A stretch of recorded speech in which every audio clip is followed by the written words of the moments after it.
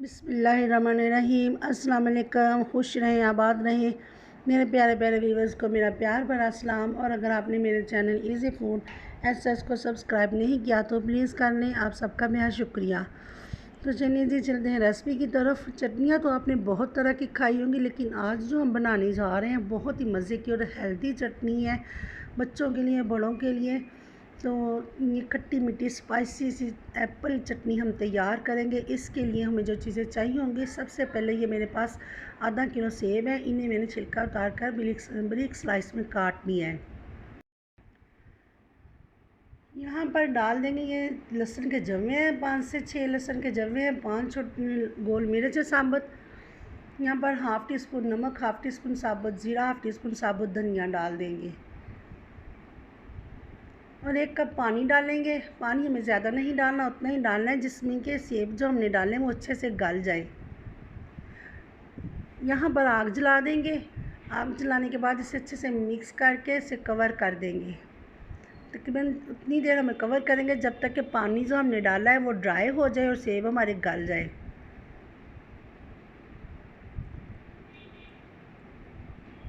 तो यहाँ पर मैंने 5 मिनट के बाद कवर उठा लिया है। पानी अभी इसमें है थोड़ा सा, ये भी ड्राई हो जाए।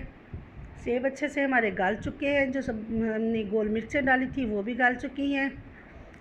मज़ीद इसका पानी हम ड्राई कर लेंगे।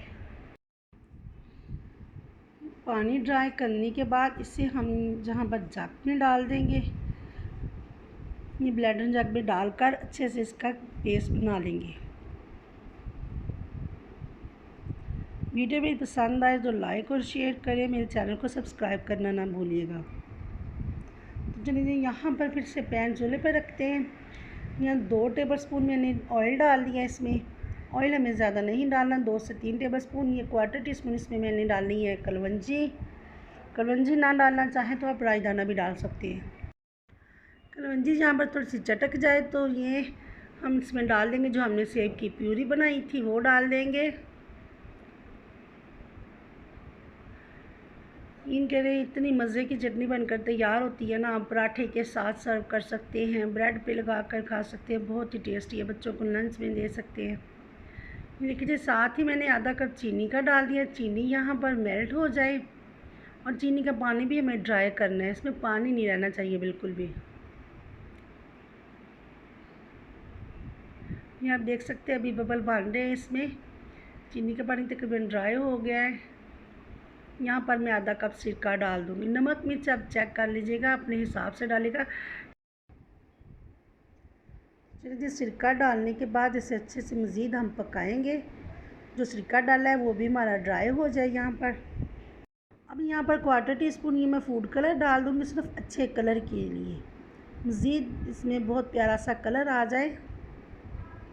ये देखिए जी, जैसे हमने कलर डाला इसमें तो कलर मज़ीद इसका डार्क हो गया और कितना प्यारा माशाल्लाह से इसमें कलर आ गया। ये देखिए बबल बन रहे हैं, पानी हमारा ड्राई हो गया। जब बबल बनने बंद हो जाए तो समझिए चटनी हमारी तैयार है बनकर।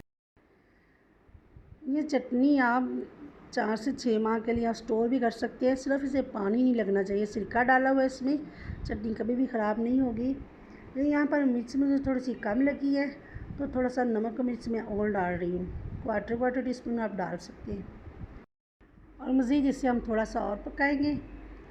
ये देखिए जी, जैसे जैसे पकती जा रही है मज़ीद थिक हो जाएगी और जो हमने ऑयल डाला था वो भी सेपरेट हो जाएगा। जैसे जैसे माशाल्लाह से पकती जा रही है उतनी मज़े की, उतनी प्यारी खुशबू आ रही है। ये जैम की तरह ही बनकर तैयार हो जाएगी। बस इतनी ज़्यादा हमें थिक रखनी है, बड़े बड़े और मज़ीद थिक हो जाएगी। जिस तरह जैम होता है वैसे ही बनकर तैयार होगी। तो यहाँ पर चूल्हे को कर देंगे हम बंद। तो चटनी को हम करेंगे ठंडा। ठंडा करने के बाद इसे हम एयर टाइट जार में रखेंगे। गरम गरम बिल्कुल भी आपने नहीं रखनी, स्टीम की वजह से पानी बन जाता है तो चटनी ख़राब हो जाती है। तो देखिए जी, माशाल्लाह से चटनी बनकर तैयार है। ज़रूर ट्राई कीजिएगा। वीडियो पसंद आए लाइक और शेयर करें। दुआ में याद रखें, अपना बहुत ख्याल रखिएगा। अल्लाह हाफिज़।